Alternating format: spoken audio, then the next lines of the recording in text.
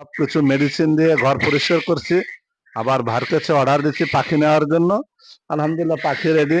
আমরা পাখি নিয়ে যাবো আজকে। তবে একটা কথা কি, পরিশ্রম করলে আল্লাহ তাআলা তার সাথে থাকে, এবং পরিশ্রম করা আল্লাহ পছন্দ করে এবং নবীও পছন্দ করে। তাই আমরা যারা বেকার আছি এদের জন্য এটা একটা লাভজনক ব্যবসা। কিন্তু সময়, ধৈর্য, মেধা, আপনার এইগুলো দিয়ে যদি কেউ পরিশ্রম করতে পারে, ইনশাল্লাহ সে সফল হবেই। সে সফল হবে। আর আমি ক্ষতিগ্রস্ত হয়েছি। ক্ষতিগ্রস্ত বলতে কি, দেখা যায় যে হয়তো আমার এই দীর্ঘ 6 মাস বা 7 মাস আমি পরিশ্রম করছি। এই পরিশ্রম আমার লস হয়েছে। কিন্তু আমি যে টাকা দিয়ে পাখি ক্রয় করছিলাম এবং কিছু ডিম বিক্রি করছি, এতে মোটামুটি বলা যায় আমার সমান। আমার যে টাকা ইনভেস্ট করছি সেই টাকা আমার উঠে আসছে।